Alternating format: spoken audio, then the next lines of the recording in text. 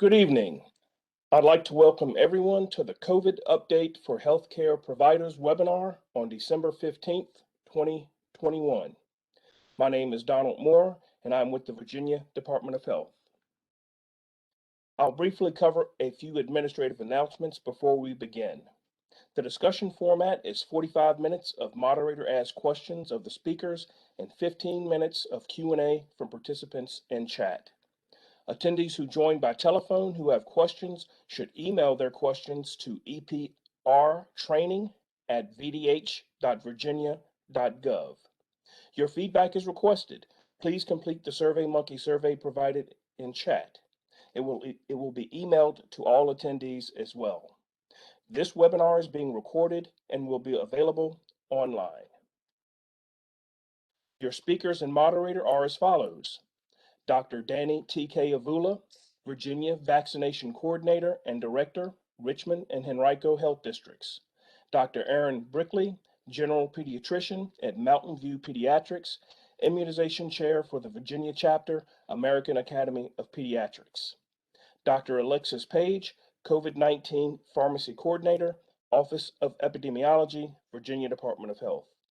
Your moderator is Dr. Chris G., Physician Specialist, VDH COVID-19 Response, Professor of Emergency and Internal Medicine, University of Virginia Health System. I will now turn it over to Dr. Avula, who will pass it over to Dr. G after a brief presentation. Thanks, Donald. Good evening, everybody. Wanted to just kind of check in because it's been a while since we've reconnected with a lot of providers out in the field. And a lot has happened. And I will say that right now we're in a particular point in time where things are changing every few hours as it relates to this new Omicron variant. And so, what I say today will be old news tomorrow and will be drastically different just a couple days from now. But know that we are paying attention to what's happening around the world. We are continuing to surveil cases here in the US and here in Virginia. And we'll talk a little bit more about what Omicron means for us. But let me just start with kind of an overview of what's going on with COVID in general right now in Virginia. Next slide, Donald. So, we've reached some pretty grim milestones over the last few days.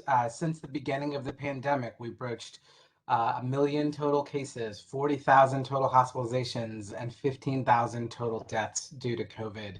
And what you see here is a distribution of cases by rate across the state. And we'll talk a little bit more about the relevance of that distribution, but I think it's helpful just to, we've all just been in this for 2 years. And so every once in a while to step back and say, man, this really has had an incredible toll, not just on our daily lives, which it clearly has, but when you look at the impact on hospitalizations and deaths, it's a stark reminder of why we're doing the things we're doing, why we're pushing so hard on vaccination, why we're making so many changes in our daily lives, and the fact that this is not over. Despite the fact that we will talk a little bit about Omicron, we still have a raging Delta variant pandemic right now, and we've seen this in different parts of the country right now. The northeastern states, the midwestern states are continuing to surge. We're seeing that surge start to pick up here over the last week here in Virginia. Next slide, Donald. And so here you see on the left side of the graph the case rates that you'll see that just over the last couple of weeks here, since about the middle of November, we're starting to see that uptick in case rates. And then when you zoom out and kind of look at this in perspective, the chart on the right there shows the daily case rates or weekly case rates since the beginning of the pandemic. And you see in the middle of the screen here, this large peak of disease in last winter, last December and January. And then this more recent surge in August due to Delta. Things were getting better. Delta was coming down, but then we've seen this resurgence here, and it continues to be the Delta variant. And this really is, the seasonality of this virus that was established last winter. And so As we've been talking about, and as many people have predicted, as we head towards these winter months, as we see more circulating disease, more people spending time indoors, we're seeing an increase in case rates here. And just a couple things to point out in the text above there. Hospitalizations have just started to increase. So that is a concerning trend that we'll continue to keep an eye on, because remember that our goal in all of our vaccination and mitigation efforts is to reduce hospitalization and death. Thankfully, death rates continue to decrease here, but remember that death is a lagging indicator. And so we typically don't see that follow the case rate trend for several weeks out. And hopefully it'll stay low, because we do have a different context, right? We have a lot more people that are vaccinated. We have effective treatments in the way of monoclonal antibodies and better hospital care for this disease. And so hopefully those will stay low. But, as we've seen in other parts of the world, that isn't always the case. Next slide. Here's a graph of just those hospital trends that basically mimic the case rate trends. And what you see now here is this significant uptick in hospitalizations. Next slide. And then here we again see the death rates, and this is the death rate distributed across localities across the state. And I think it is particularly profound to kind of look at this map and look at the rate of deaths per 100,000 individuals. And if you go to the next slide, Donald. Oh, actually, sorry about that. Go back to that. Later in the slideshow, I'll kind of show a side by side of how these death rates compare to vaccination rates. But I think the take-home point that we'll come back to again and again is that the vaccines have been remarkably effective preventing hospitalization and death. Even now, as we're seeing a lot of reinfection, we're seeing Omicron around the world is really starting to cause repeat infections. The vaccines seem to be holding up, and obviously we're really early into the Omicron conversation, but in these early reports, it does look like at least Omicron is seeming to be a little less severe. Next slide, Donald.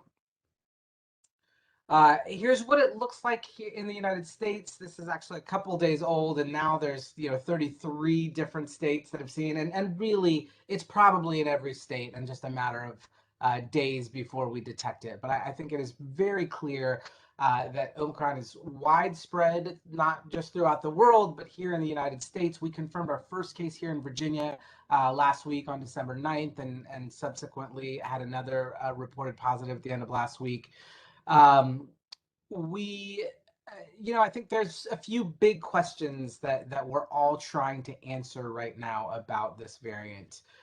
What is it more transmissible? And it does look like, based on the reports that continue to come out day in, day out from different parts of the world, that Omicron does have increased transmissibility. It is more contagious even than the Delta variant, which, as you'll remember, was more contagious than the variants prior to that. Then the other big questions are, is it causing more severe disease? As I just said, it doesn't seem that way. We're not quite sure. I mean, it really is going to take some time to figure out and compare hospitalization and death rates as a result of Omicron infections as compared to previous variants. But at this point, we haven't seen a huge increase in hospitalizations yet. And the reports we're hearing, at least out of South Africa and some of the other southern African countries, is that this seems to be causing more mild disease. Now, there's possible reasons for that. One, that Africa has a much younger population than us here in the United States, and so it is not causing a severe disease, because we know that age is directly correlated to severity. It's also possible that Delta really was just so widespread in Africa that has presented some degree of natural immunity that is leading to not as severe cases of the Omicron. But we'll again, we're not sure yet, and we'll have to continue to watch that. And then the last big question is, how are the vaccines and the treatments going to hold up against this new variant?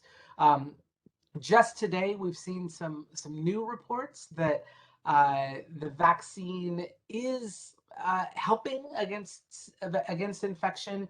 There was a report out of the United Kingdom today that showed that 2 doses of the mRNA vaccine is about 30 to 40% effective against Omicron, but 2 doses and a booster almost doubles that. So you jump to about 70 to 80%. Now, these are really early numbers. We will continue to watch studies, but so far there have been about 8 different reports that have shown a similar trend, which is that boosted immunity does help prevent against Omicron infection. And then I think it's a little bit too early to say what does it do for severity. So we'll continue to watch that. And then any questions about monoclonal antibodies as being effective treatments, I think we're really at the front end of gathering any information around that. And then this last bullet here on diagnostics, there was some concern that our typical diagnostics that we've been using, the PCR test and the rapid antigen test, may not be able to pick up Omicron. That does not appear to be the case so far, but again, the main tests we've been using have been able to identify it. Next slide. Here is, one of the things that we're worried about. This is the case trend in the United Kingdom, where we are seeing Omicron spread rapidly. It is doubling basically every 2 to 3 days at this point. And so you see this, this initial curve of Delta at the end of June, July, and then this significant increasing trend, in part due to Delta resurgence, but now also we're seeing more and more Omicron disease. Next slide. And then this one really kind of breaks out the different variant waves. And this is in Gauteng, South Africa. And what is really of most concern is the rate of spread of this Omicron variant, which you can see here with the red line. You can just see this, the slope of this increase really outpaces any of the other variants we've seen to date. And so this is consistently each day that we're gathering more information, that's what we're seeing around the world, and is leading people to believe that Omicron will likely be the dominant variant here in the United States by sometime in January. Now, what is a little bit reassuring here, as I mentioned, is that it is not causing a significantly different rate of hospitalization, and so we do need to just tease these numbers out and really try to understand, is it causing less severe disease or not? And there are people who have said that it's possible that this is a much milder disease that is much more contagious, and if that's the case, there could be some real positives to that, right? A lot of people will get the disease, they'll get really mild disease, and that'll create some degree of natural immunity on top of high rates of vaccinated immunity. And that could spell the beginning of kind of our transition to the endemic phase, but we're not really there yet. Next slide. So let's talk a little bit about vaccination, because that has continued to go really, really well here in Virginia. I think it will certainly be a huge part of our story in terms of lives saved, hospitalizations prevented, and even how we fare against this resurgence of Delta and the potential surging of Omicron. Next slide. So here's where we're at. 13 million total doses administered, and a couple of key numbers here. Right below that, you see the percentage of population fully vaccinated. We're at 2/3 of all Virginians who are fully vaccinated. And it has taken a remarkable amount of work by so many of you out in the field, pharmacists, providers, health departments. I mean, it has really just been an all hands on deck effort, and we wouldn't be here without you all. So really thankful for the ongoing efforts, and you'll see that fairly high 87% of adults with at least 1 dose. So things continue to plug ahead. On the next slide, you'll see kind of that rate over time. Obviously that first mountain was when we first got supply in back in April, but then you have seen in recent weeks this increase in daily average of vaccination, and that's due to boosters. Certainly, it's due to the new approvals for 5 to 11s, the widened eligibility for boosters, And then I think concerns around this new variant. Coming back from Thanksgiving, we saw a huge spike after a few days of decreasing vaccination trends.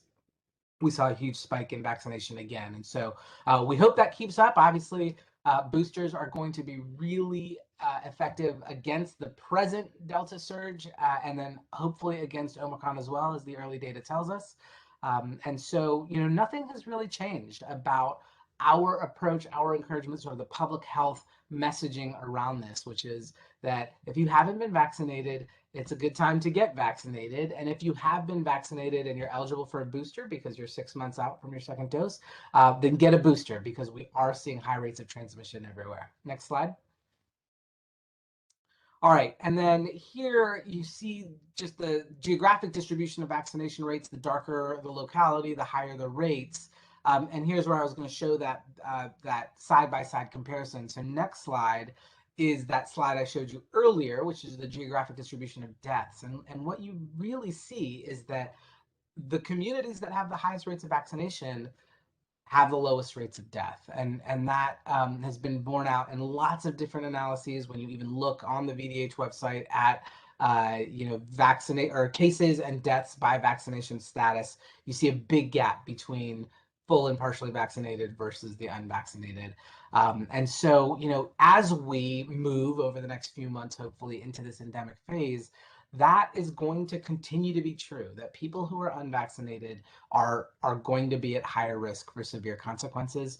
And as this becomes just a part of the milieu of viruses that we deal with every year, we will need to closely follow how well are our vaccines holding up, how often do we need to be boosted, but we will continue to celebrate the fact that we do have a very effective vaccine that is preventing against these severe consequences. Next slide. I think this is where I'll stop. This is an example of some of the marketing material our team has put together, and just continuing to drive those core messages. Because as I said, in the face of Omicron and in the more pressing face of Delta right now, nothing's really changed about how this virus works and how it's transmitted, and we need to continue to encourage these core preventive behaviors. Thanks. Chris? All right. Well, thanks, Danny, for the great overview and showing us kind of where we've been and where we are now. And of course, thank you for your leadership as the state's vaccine coordinator over this last year. It's been a long year for the team and everybody out in the field. So wanted to thank you for that. So we want to move into the next part of this program where we're going to have a little bit of a panel discussion. So we've got a few prepared questions, but we also have the chat open. So if anybody in the viewing audience has a question, please go ahead and feel free to put those in the chat, and I will try to ask one of the panelists to address those as they come in. And then we have plenty of time at the end. Kind of an intimate audience here, so if we get crazy at the end, we may even open up the mics. So first I want to turn to Dr. Brickley. And Dr. Brickley, you of course practice in Southwest Virginia and primarily see pediatric patients. With all the changing recommendations, can you tell us the current recommendations for boosters? Yeah, so the CDC has slowly opened up more and more places for boosters, which is great. Currently, everyone 18 years and older is recommended to get a booster, and that's Pfizer, Moderna, and Johnson & Johnson, which are all open for 18 years and older. And then the recommendation states that 16 to 17-year-olds may get a booster, although highly recommending that they get them. And all of those boosters are 6 months after the completion of their original series. So most of our 16 and 17-year-olds that have been vaccinated are now eligible for that, because that was in May when they were able to get their first vaccines. So that's kind of where that stands right now. We're hoping to add at some point 12 to 15-year-olds, but we've not heard that down the pipeline yet.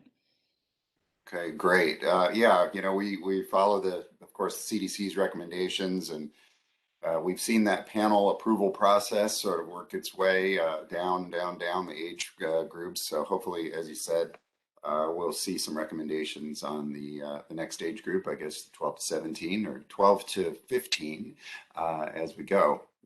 All right.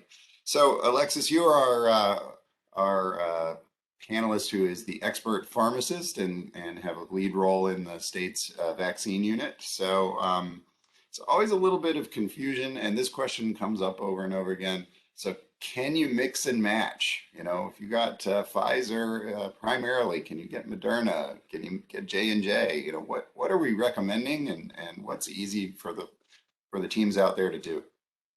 I think that's a really good question, just because the guidance has changed over time. So, you know, when the vaccine originally rolled out, the guidance was very strict on, you know, if you start a series, you need to, you know, receive, you know, continue that series with the same vaccine. And, you know, I think the thought was for when boosters came out, you were going to be required to receive the same dose or receive the same vaccine for your booster. However, that's not the case. So the CDC has come out with their recommendations that, you know, 18-year-olds and older are eligible and should receive a booster. However, every type of COVID-19 vaccine is kind of fair game. So if you or one of your patients had a Pfizer vaccine as a primary series and you're eligible for a booster now, you can receive a Pfizer booster or a Moderna or a Johnson & Johnson.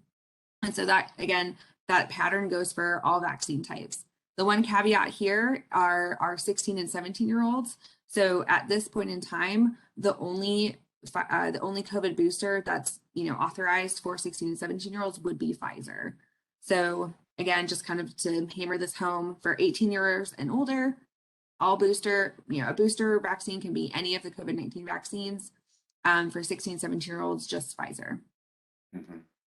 Yeah, it'll be really interesting as time goes on to see if the people who mixed and match actually have better protection than the people who stuck with one. You know, we've heard different reports about, you know, variants, particularly when you look at all the vaccines around the world, you know, being able to overcome certain vaccines, and sure seems like maybe in our future, you know, if you get some mix and match combination may give you the strongest protection, but guess we'll have to wait and see for that recommendation.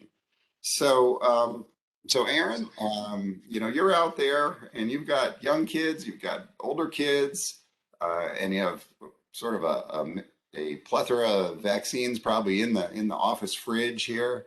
So one of the questions that comes up frequently is, can you discuss what the vaccinators can do when they have vaccine that's in the 12 plus vials and they have younger kids? Can they just use those 12 plus vials for the kids? Is it the same dose? Is it the same medicine?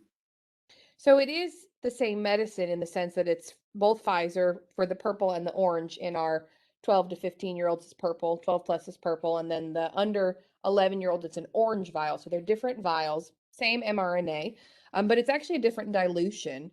So that's been a source of confusion, I think, across the country early on when the 5-year-olds were approved. There were several cases of children getting wrong doses. So the dilutions are actually different.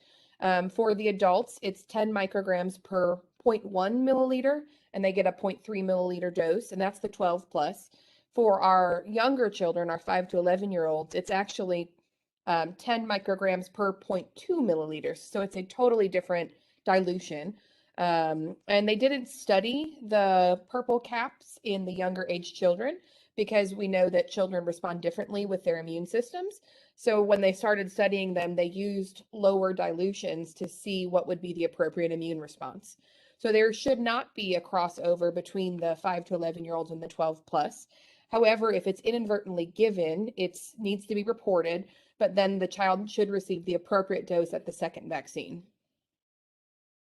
Okay, all right. No, that's good information for us. Going to keep you on the spot here, Aaron. So, of course, we want the kids to continue to get their normal childhood vaccinations. And, you know, we've seen, you know, pretty good buy-in in the community for your standard measles, mumps, rubella, tetanus shots, all of that kind of stuff. So a lot of parents are concerned about the timing, and is there any special instructions, special consideration for doing COVID shots around your normal childhood vaccinations, or your traditional, I won't call them normal, your traditional childhood vaccinations? That's actually a great question, and that's something we hear pretty much every day when we're giving out vaccines in our office. In our particular office, we only vaccinate for COVID on certain days because of the time for thawing the vaccine.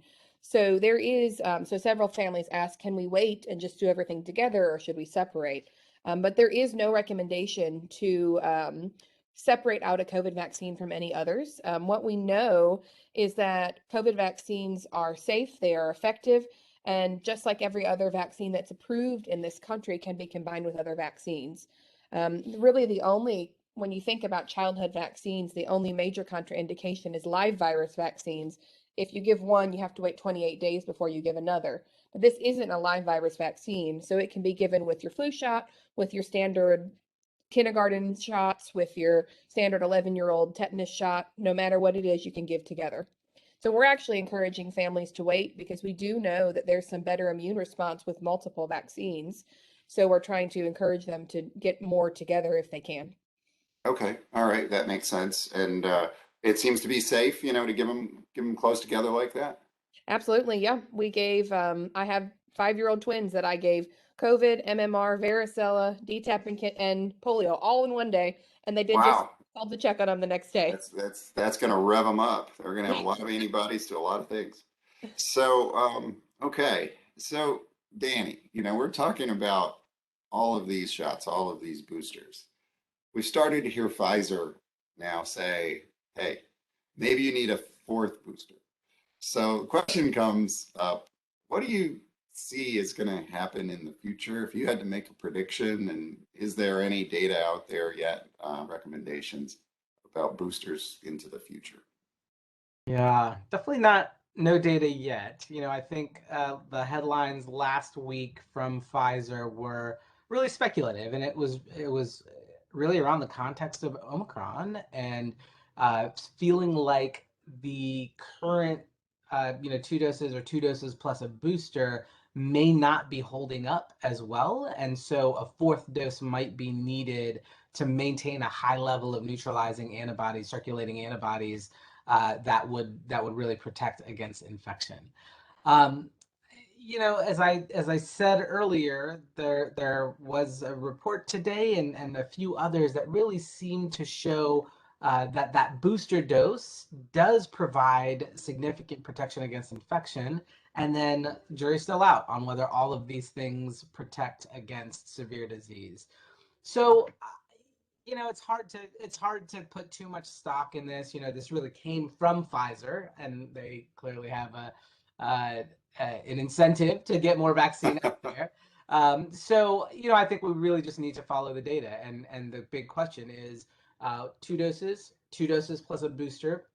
How long does that immunity last, and how well is it going to hold up against these new variants? And we've just got to follow the data on that. And so I think Yeah. we, in the next 2 weeks, will have more real world data about two doses versus 2 doses plus a booster.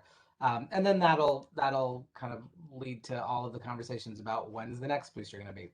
There have Yeah. already been efforts to make Omicron specific boosters. And then there's a lot of debate saying that maybe that's actually not that helpful. So it'll be an exciting conversation over the next few months. Yeah, yeah, yeah. And Danny, you said something earlier in your presentation that I thought was really important. You talked about how uh, one possible future is that we move into an endemic phase. And so the question of an endemic phase is, will there be any seasonality to it?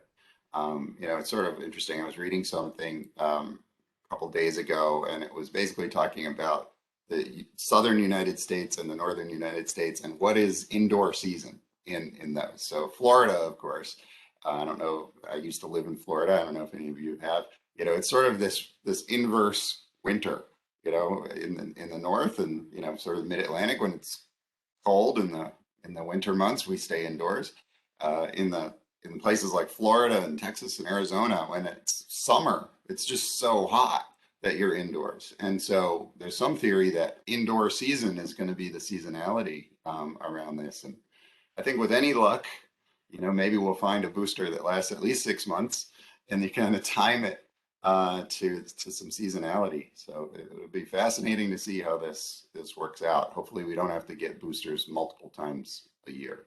So, all right. Well, we've talked a lot about children, And Alexis, the vaccine effort in Virginia did a really great job getting vaccines early on to older folks. So people in long-term care facilities, homebound people, other seniors in our communities. So they got vaccinated really early on. So what's happening with them now, and what do providers out in the community need to know about that effort? Sure. So, kind of to what you mentioned, when the vaccine initially rolled out, there was a partnership between the government and two federal retail pharmacy partners. So that was CVS and Walgreens. And so those two pharmacy chains really went into all of our long-term care facilities and provided first and second doses to those residents. That partnership ended sometime back in April. So then it really fell to the Virginia Department of Health and every local health district to ensure that resident turnover, any residents that were newly admitted were having equal access to vaccine. So what we've done throughout the course of the remainder of the year has been ensuring that every facility and every resident has equal access. So ways that we've done that, the local health districts have really stepped up and supported facilities that they've been able to vaccinate themselves. I have a team, I oversee our long-term care facility vaccine team. So members of my team, they've called every single facility, ensuring that those facilities have a pharmacy partner if they have not been able to be serviced by the local health district. If they didn't have a pharmacy partner, we assisted them with finding a pharmacy partner, whether that be a federal pharmacy partner, like a large chain, or a pharmacy that we personally connected them with. So we would also email. So we've done a lot of follow-up with our facilities. We have a long-term care facility task force that we work closely with, ensuring and monitoring with case rates and vaccination rates and whatnot. So there's been a lot of collaboration ensuring that this, vulnerable population has access because, given their close proximity, there's just that increased rate for transmission. So I think what providers should be aware of is that when it comes to our long-term care facilities, the state and local governments have been doing a lot of work ensuring that boosters have been provided. We're still following up with a couple of facilities that have been difficult to contact. At the moment, we're at 87% of residents have received at least one vaccine. 82% of long-term care facility residents are fully vaccinated. We don't have booster data yet, but we're working on gathering that. So it's been a monumental collaborative effort, but we're really proud that we've been able to service all the facilities that we have. So the facilities that that we include kind of under this umbrella include like our skilled nursing facilities, assisted living facilities, independent living homes. The CDC also had a unique approach too, where facilities that had maybe fewer number of residents are difficult to service by pharmacies. So what the CDC did was they created a survey. That survey was distributed to all long-term care facilities, and that survey was meant to identify which facilities did not have access to the vaccine, and then the CDC partnered that facility with the pharmacy. So, again, just a lot of collaboration on multiple different layers to ensure equal access.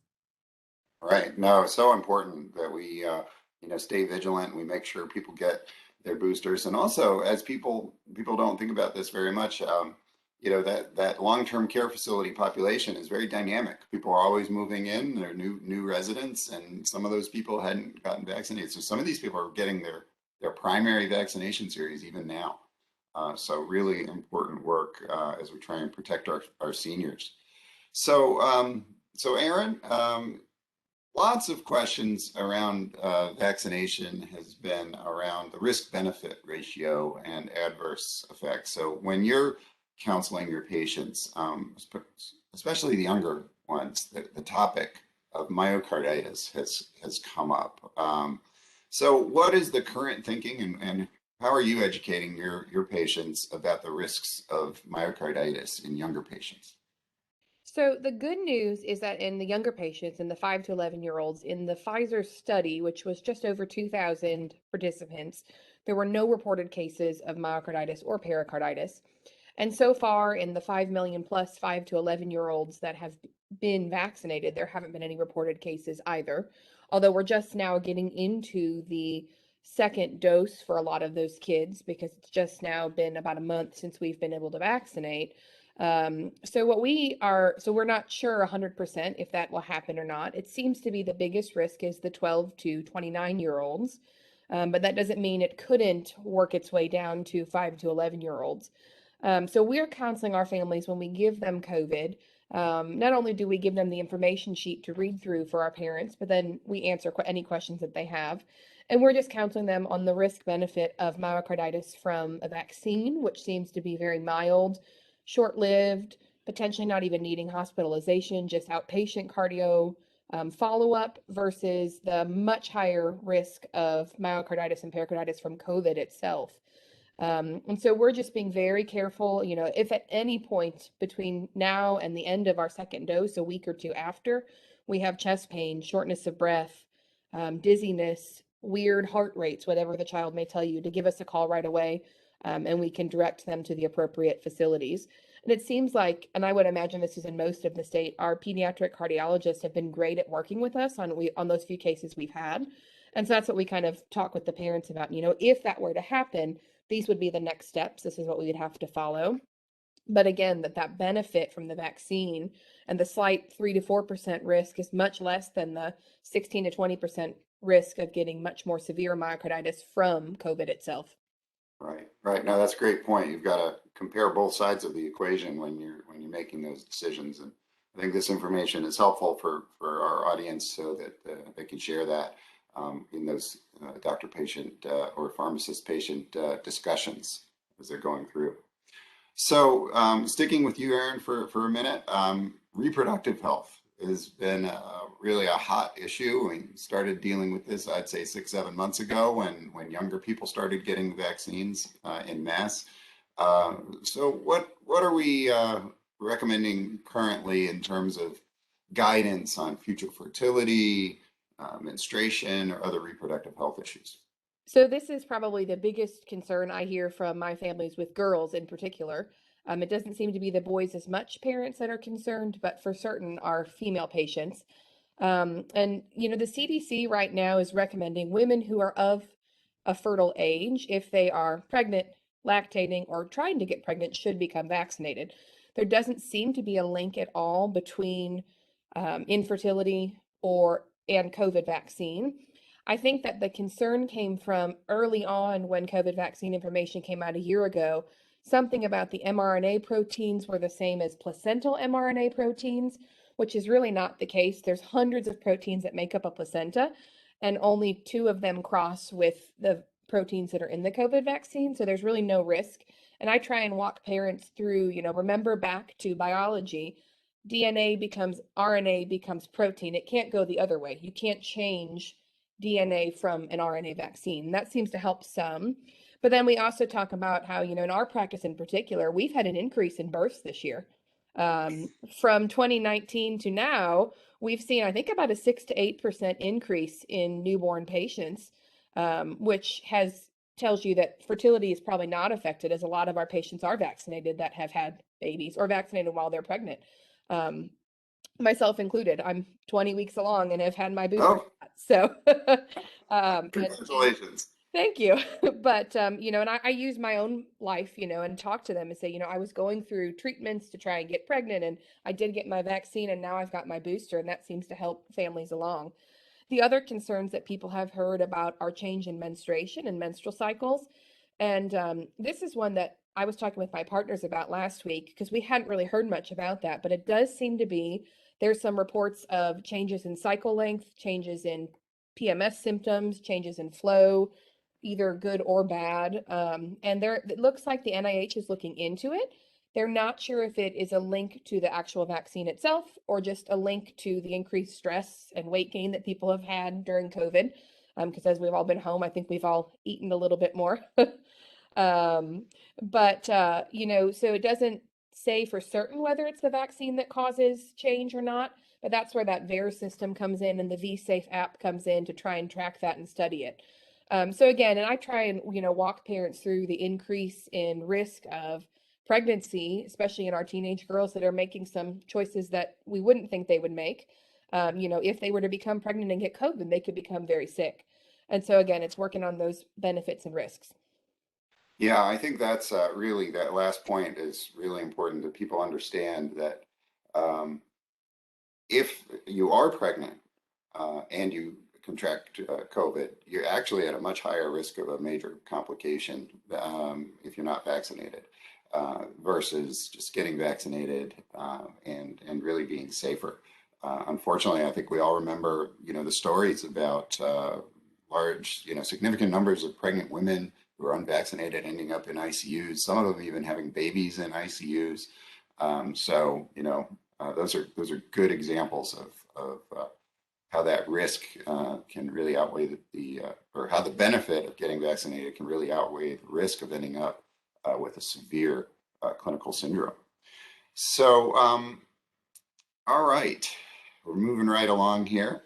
So in terms of side effects and adverse effects, so Alexis, what do you recommend that patients do when they're, got that shot and they're not feeling great? What are the current recommendations for self-care? Sure. So that's a good question because if you've been giving COVID shots, this comes up a lot. So one of the most common side effects is arm soreness. So what patients can do is they can just move their arm. They can massage the area a little bit. They can put a washcloth, a cold washcloth to it, and just kind of alleviate that pain. Over-the-counter medications, if you don't have any other contraindications, so like NSAIDs such as ibuprofen or acetaminophen, those would be good medications to alleviate any arm pain. And then those symptoms are going to resolve on their own. What is not recommended is pre-medicating prior to the appointment. So there was a little bit of press regarding, taking NSAID or taking acetaminophen prior to receiving the vaccine. There's really not a whole lot of evidence whether that's beneficial or harmful. So the CDC has just come out and said, don't pre-medicate. If you need to take medication after, that's fine.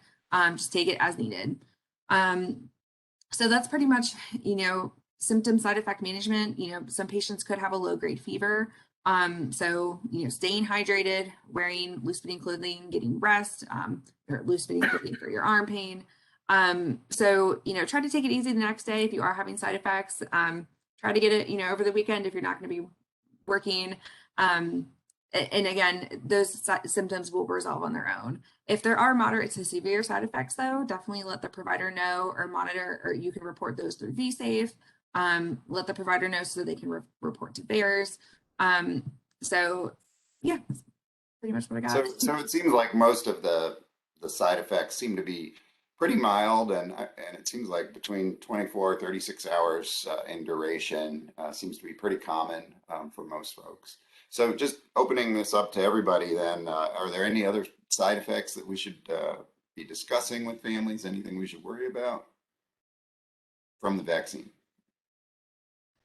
I've also had patients report being fatigued, which is common, but then also having a mild headache. So that's some other things that I've heard. But I can open that to Erin and in the little guys, we've really not seen many side effects at all. I've had several kids come back for colds, and the families think, well, that must be related to the vaccine. And we explain to them that's not a side effect from vaccine, it's a side effect from going to school, illnesses. But most of our little guys, and it helps in being in practice, we know we have families call back or come back and we ask how they did, and well, just a little bit of arm soreness. We complained of a headache the next day. So we use a lot of that in practice, just to tell other families who are new to vaccine what they could expect.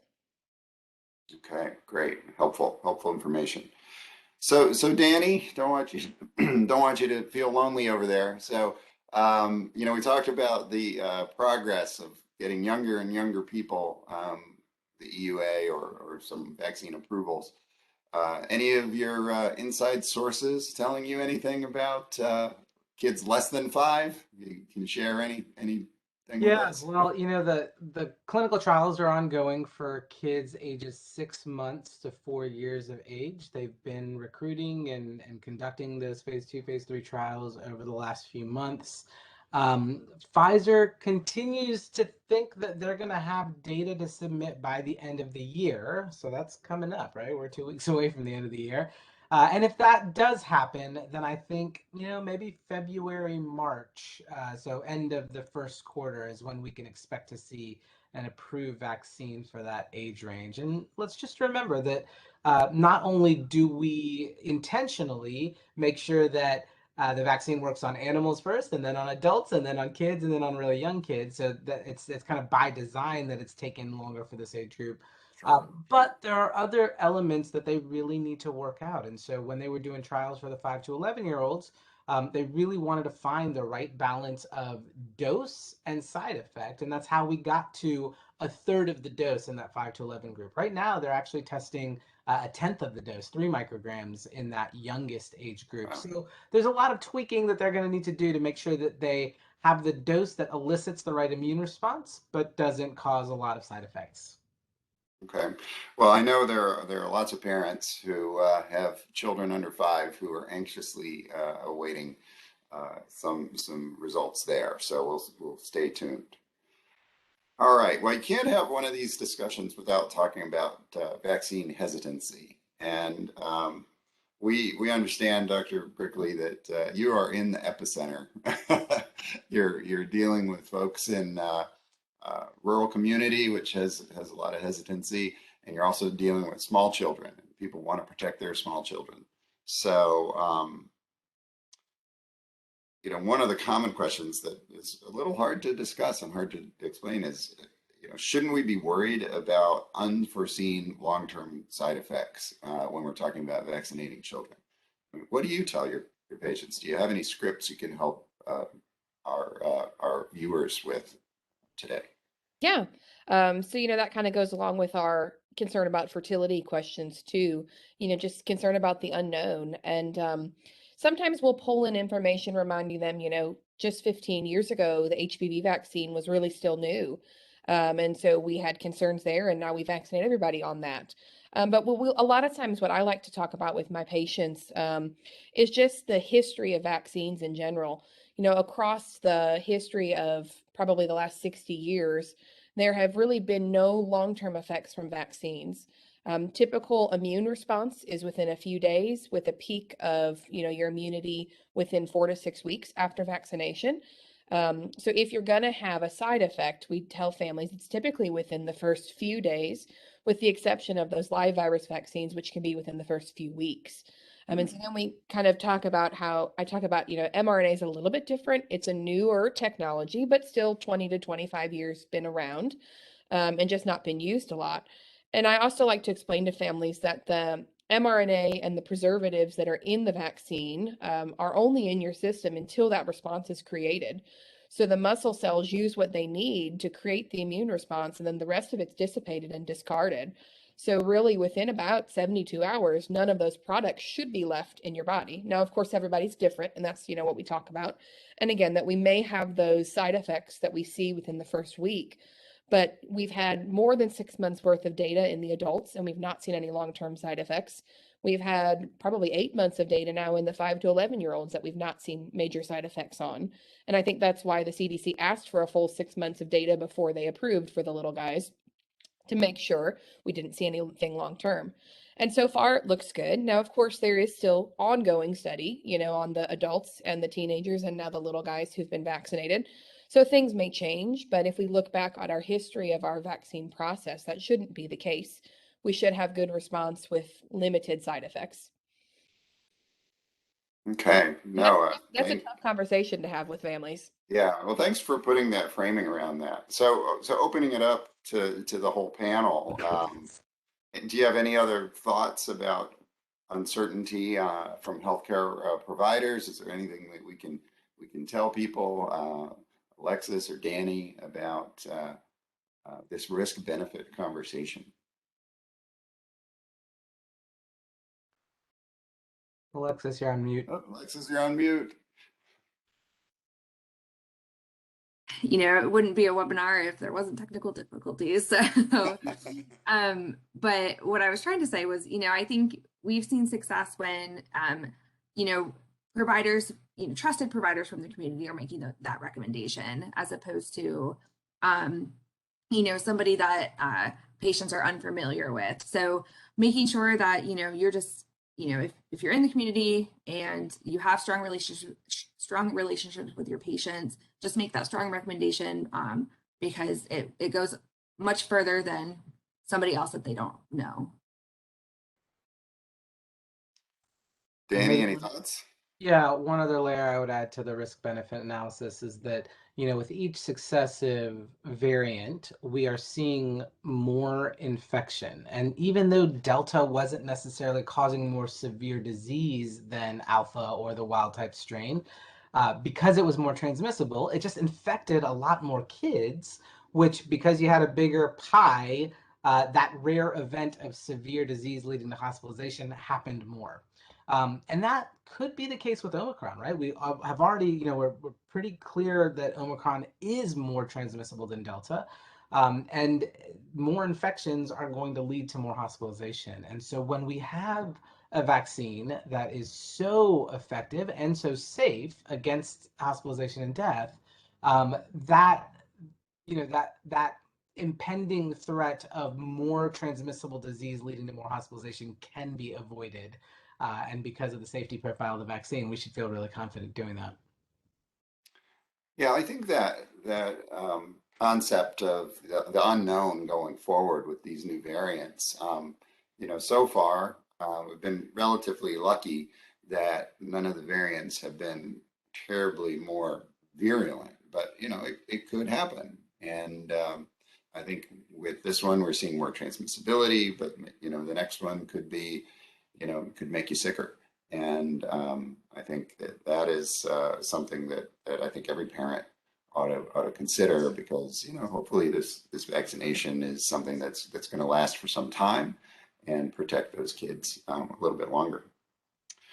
All right, so I want to open it up to the audience at this point. If you want to, okay, great. That was right on cue. All right, Leah Klinger says, is the purpose of vaccine for 6-month to 5-year-olds based on them getting the virus, or more for their spreading of the virus? Great question. Anybody want to take that one? Yeah, I think throughout this effort, we've talked about the dual benefit of vaccination, primarily to protect the individual against severe consequences, and then to reduce transmission. And I think there's still elements of that are true. I do think with each successive variant, what we're seeing is that, the idea of herd immunity is not a likely one that we're going to achieve, right? This is just, this virus is changing quickly enough. It is reached into every corner of the globe. And so we are going to just see new iterations of the virus. And so I really do think that the primary value of vaccination is to prevent against, even though rare, to prevent against those severe consequences. Remember, in Virginia alone, we've lost 10 children to this disease. And actually, we just logged our first death to multi-system inflammatory syndrome complications. I think it was 2 weeks ago. So, and that doesn't technically get counted as a COVID death because it happened so far after the initial infection. So, even though these are extremely rare outcomes, if they can be prevented, why wouldn't we? And I think the answer to that might be because the side effects of the vaccine are greater than that risk, and that's what we have to suss out in these clinical trials. Yeah, I think that's a good perspective there. And I think that everybody has recognized that we want the kids to be back at school. We want the kids to be playing with each other. And so that transmission component of this is really important, even in those small community units, just a classroom, if you want to even just consider it that, much less, going home to the grandparents and all the other contexts that the kids are going to have. Erin, it looked like you were going to say something. Yeah, I was going to touch on the MISC and the long haul COVID. We've not seen much of it, but even in our practice in small rural Virginia, we've had patients hospitalized with MIS-C, and I have a few patients that are following up with our long haul COVID clinics. And it seems like the younger and healthier our children are, that's less of a benefit. But our patient that had MIS-C had no complications, and was a healthy guy. So the purpose, yes, I think we want to keep Grandma Joe and Grandpa Joe healthy, but we also want to keep our children from those long-term side effects. So glad you brought that up, Aaron. I think so often my head and a lot of the public discourse around this goes to mortality, but morbidity, long COVID, is this thing that we just don't know much about, and is a real frustration and annoyance for people who do develop those long-term symptoms. And so not just death, but protecting against those other morbidities as well. Right, right. Yeah, I mean, as we go on through this, that may turn into the longer lasting burden of disease for this, and we have all these other diseases that we know of historically that we haven't understood well. For example, chronic fatigue syndrome. People have tried to associate that with different viral infections, but there's no vaccine for that to prevent that. But I'm sure if you asked any of those patients, if you could have taken a vaccine to prevent that syndrome, would you have done it? And I think 99 out of 100 of them would have said sure. We would have. So I think trying to understand what that future looks like is also very, very important. All right. Any final questions from the audience? Appreciate that. Appreciate the question from Leah.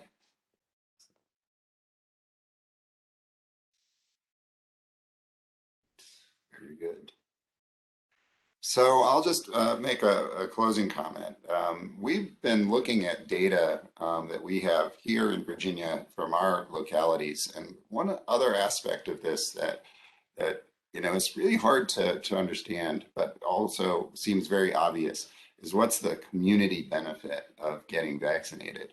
And I think we've seen, and hopefully most people believe, that if you personally, individually get vaccinated, it decreases your chance of getting clinically sick or having a symptomatic infection, decreases your chance of a major complication or death. What we're also now seeing is that when we look at communities, so at the county and city level in Virginia, and you look at the communities that have low vaccination rates versus the communities that have higher vaccination rates, and those numbers are, less than 40% fully vaccinated, greater than 60% vaccinated. We're actually now seeing in real world, this is not a projection, significant differences in the rates of hospitalization and death in our residents. And not only that, but we're also seeing that if you do get COVID, or if people in those communities get COVID, the ones in the higher vaccinated communities actually have about a 50% less chance of hospitalization or death. And what are we seeing right now? We're seeing the hospitals are getting full again, and it's getting harder and harder to get healthcare. Our healthcare workers are really struggling with this. And so I think as a community, we now actually are seeing really good evidence that getting vaccinated and participating in your community's vaccination effort helps all of us. And hope to be able to share that data. And it's, like I said, it's sort of like the obvious conclusion, but now we're not seeing projections, we're seeing that in the real world. So with that, unless anybody's got any final words, we'll let you guys get to your dinners. And I wanted to thank the panel for having a little bit of a late afternoon, early evening. And I hope everyone on the call has a great holiday season. So thank you for your efforts and your attention. Good night.